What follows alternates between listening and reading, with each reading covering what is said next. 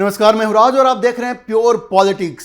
पश्चिम बंगाल की मुख्यमंत्री ममता बनर्जी को एक बड़ा झटका लगा है एसआईआर के मुद्दे पे।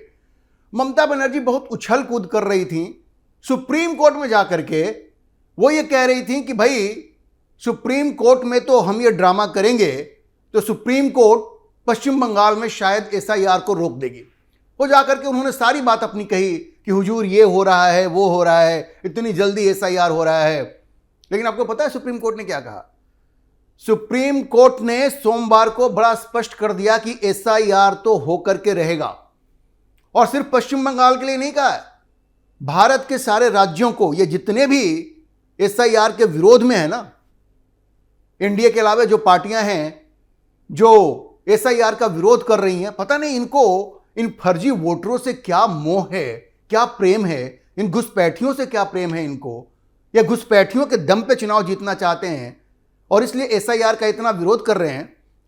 लेकिन मैंने कई बार कहा है अपने वीडियोस में कि अगर एसआईआर का प्रोसेस स्मूथली चल रहा है तो इसके लिए हम लोगों को सुप्रीम कोर्ट का धन्यवाद करना चाहिए, क्योंकि सुप्रीम कोर्ट ने बड़ा स्पष्ट कर दिया है कि भाई एसआईआर तो हो करके रहेगा।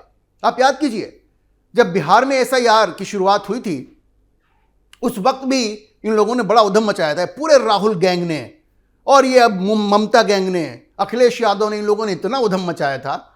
उस वक्त भी सुप्रीम कोर्ट ने यह कह दिया था कि भाई एसआईआर के लिए जो टेम्पलेट हम बिहार में सेट कर रहे हैं उसी टेम्पलेट पर पूरे भारत में एसआईआर होगा। यह उन्होंने उसी वक्त कह दिया था। उन्होंने कहा था कि जो आपकी जायज ऑब्जेक्शंस हैं उनको हम सुनेंगे। जैसे उन्होंने कहा कि भाई आधार कार्ड भी होना चाहिए एक डॉक्यूमेंट। सुप्रीम कोर्ट ने कहा ठीक है भाई रख लो आधार कार्ड, लेकिन वहां भी स्पष्ट कर दिया कि आधार कार्ड सिर्फ आपके पहचान का प्रमाण पत्र है, वो आपकी नागरिकता का प्रमाण पत्र नहीं है, और टेम्पलेट एक्सेप्ट कर दिया। तो जब बंगाल में ये एसआईआर शुरू हुआ तो ममता बनर्जी ने क्या उधम मचाया। बीएलओज आत्महत्या कर रहे हैं तो हमारे पास लोग नहीं हैं, यहां तक कि महिलाओं को जाकर के कहा कि जब एसआईआर के ऑफिसर्स तुम्हारे पास आए तो किचन में जो सामान है उसको उठा करके उनके ऊपर हमला कर दो। आप सोचिए, किसी प्रदेश की मुख्यमंत्री एसआईआर के काम में लगे इलेक्शन कमीशन के अधिकारियों के ऊपर हमला करने के लिए अपने राज्य की महिलाओं को उकसा रही हैं कि किचन में सामान पड़ा है तो उससे हमला कर दो। अब सोचिए कि किस तरह से बदहवास है ममता बनर्जी, किस तरह से उनकी नींद उड़ गई है, कैसे उनको लग रहा है कि भाई सारे फर्जी वोटरों के नाम कट जाएंगे, ये रोहिंग्या घुसपैठियों के नाम कट जाएंगे, बांग्लादेशी घुसपैठियों के नाम कट जाएंगे, तो शायद वो कभी जीत ही नहीं पाएंगे। और फिर वो पहुंच गए सुप्रीम कोर्ट। देखिए, सुप्रीम कोर्ट में उनके जाने का कोई मतलब नहीं था। उन्होंने टॉप क्लास काउंसिल रखा, वकील रखा हुआ है, लेकिन ये बस मुसलमानों को दिखाने के लिए कि हम पूरी कोशिश कर रहे हैं कि एसआईआर रुक जाए। जाकर के उन्होंने टेंट्रम किया। जब वो गई थी सुप्रीम कोर्ट में उसी वक्त चीफ जस्टिस ने कह दिया था कि आपको यहां आने की जरूरत नहीं थी, भाई आपने इतना बढ़िया वकील रखा है, उनको बोलने दीजिए। लेकिन ममता बनर्जी को तो दिखाना था अपनी जो मुस्लिम प्रेम उनका है, घुसपैठियों से जो उनका प्रेम है, उस प्रेम को तो दिखाना था।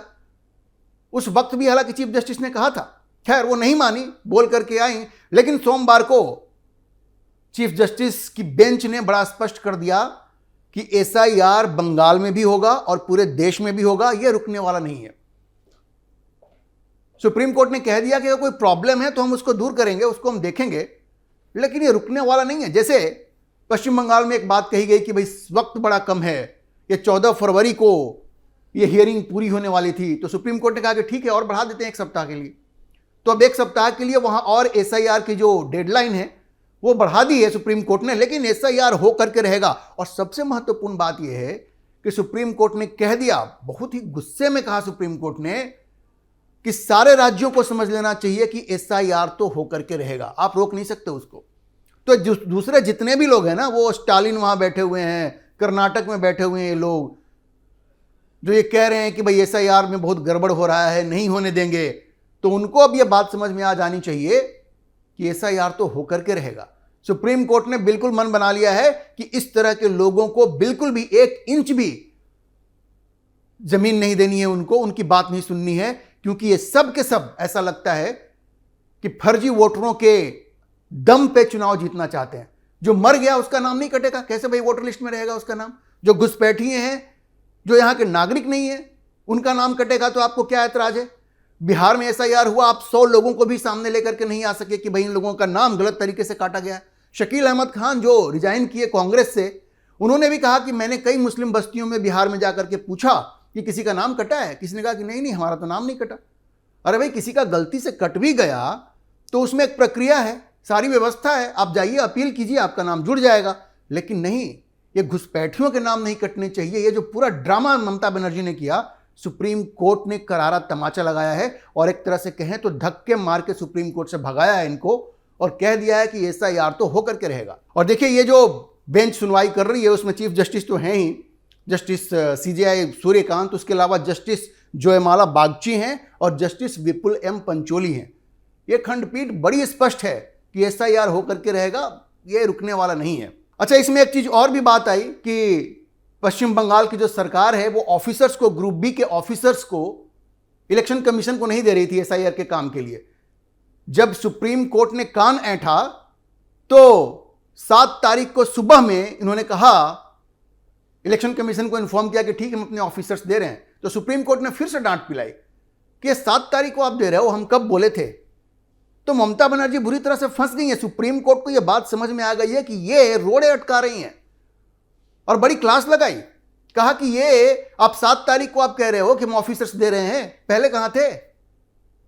और आपको ऑफिसर्स देना आपका ड्यूटी है भाई, आप कैसे मना करोगे? आप मना नहीं कर सकते।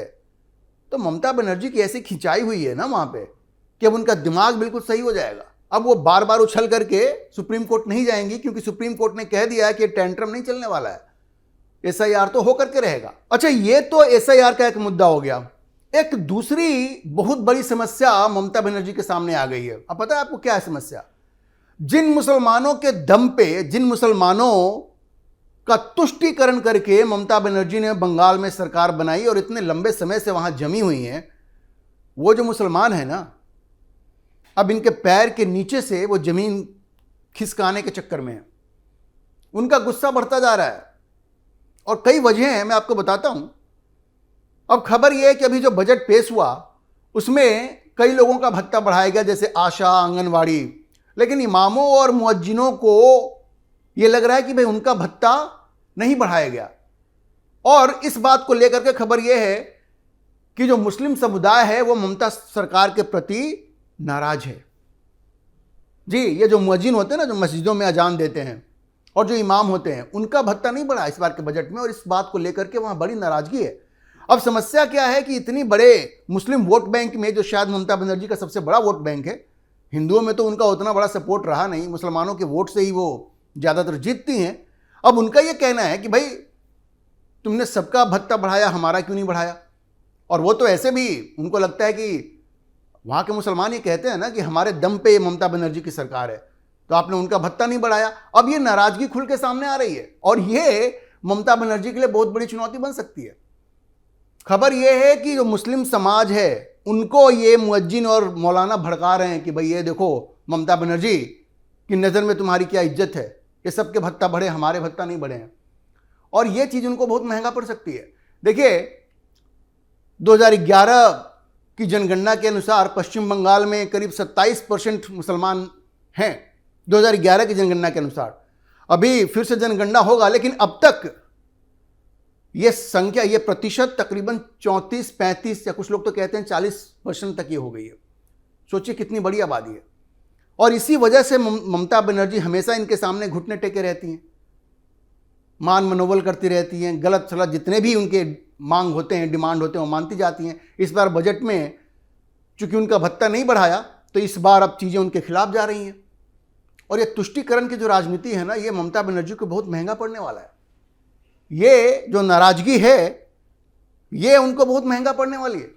अब देखिए कि तृणमूल कांग्रेस के समर्थन वाली जो इमाम ऑर्गेनाइजेशन है, जैसे जलपाईगुड़ी सदर ब्लॉक में जो इनका संगठन है, इमाम ऑर्गेनाइजेशन है, ये सब लोग भारी नाराज हैं।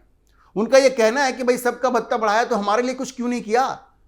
ये 3,000 रुपये से हमारा काम नहीं चल रहा है, हमें कम से कम 500 रुपये भी बढ़ा देते। तो इसको लेकर के वो मुस्लिम समुदाय को भड़का रहे हैं।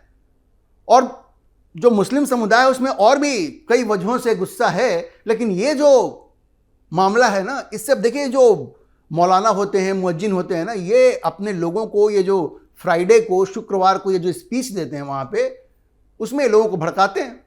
और अब ये लगातार लोगों को भड़का रहे हैं। और आप ये समझिए कि ये अकेली एक वजह नहीं है जिससे कि मुस्लिम वोट उनके हाथ से खिसक रही है। एक और भी बहुत बड़ी वजह आप सबको मालूम है, हुमायूं कबीर जो कि वहाँ बाबरी मस्जिद बना रहे हैं, और हर फ्राइडे को वहाँ आप देखिए तो मेला लग रहा है, बिल्कुल एकदम टी शर्ट्स वहाँ पे बट रहे हैं, आई लव बाबरी मस्जिद करके। ये मुसलमानों को खींचने का काम तो हुमायूं कबीर कर रहे हैं। और जैसा आपको मालूम है, असदुद्दीन ओवैसी के साथ उन्होंने हाथ मिला लिया है। 200 सीटों पे वो चुनाव लड़ने जा रहे हैं। और ये मुसलमान कितने वफादार हैं ममता बनर्जी के, ये इनको भी समझ में आएगी बात। अधीर रंजन चौधरी का क्या हुआ आप सबने देखा ना।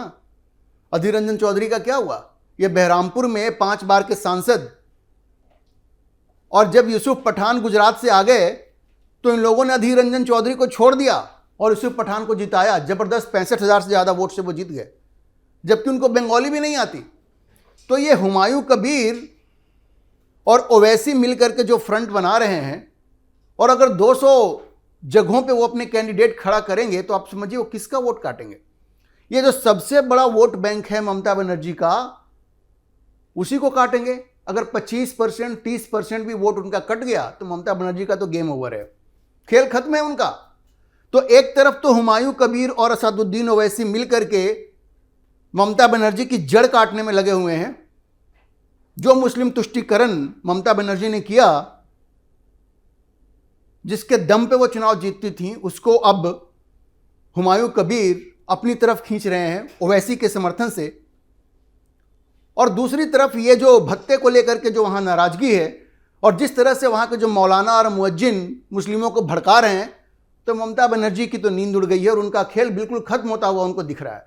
और ये बात उनको समझ में आ रही है, ये बात उनको समझ में आ रही है।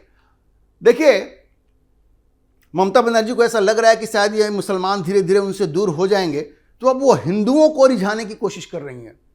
एक पहले के वीडियो में मैंने आपको बताया था कि कैसे वो आजकल कह रही हैं कि हम तो मंदिर बनवा रहे हैं, जगह जगह वो मंदिर बनवाने की कोशिश कर रही हैं, ये दिखाने के लिए कि वो हिंदुओं की भी हितैषी हैं। अब उनका एक एमएलए है जाकिर हुसैन, उसने तो कह दिया कि भाई चलो हुमायूं कबीर बाबरी मस्जिद बनवा रहा है तो हम कृष्ण मंदिर बनवा देंगे। अच्छा, मतलब आप बाबरी मस्जिद की जगह आप कृष्ण मंदिर बनवा देंगे?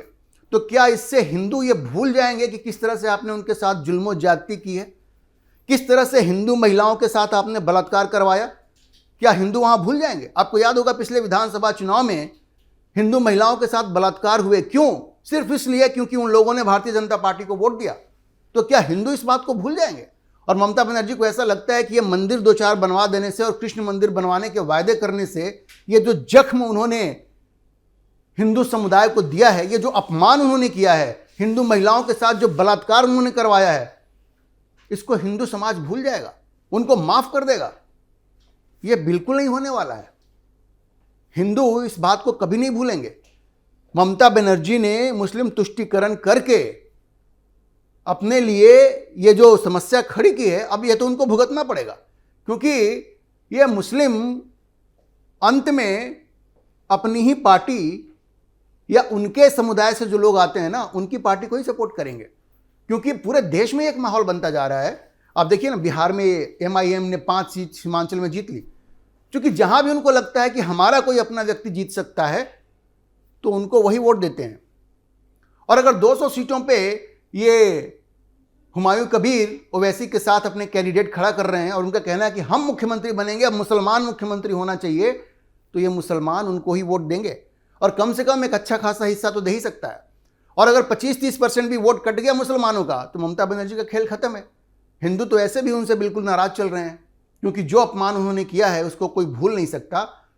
एक प्रदेश की मुख्यमंत्री अपने ही प्रदेश की महिलाओं के साथ बलात्कार पे चुप्पी साध रखेगी और उसके पार्टी के कैडरों पे आरोप लगेगा और वो कुछ नहीं बोलेगी, ये कहेगी कि भाई क्या क्या वो बात करती हैं।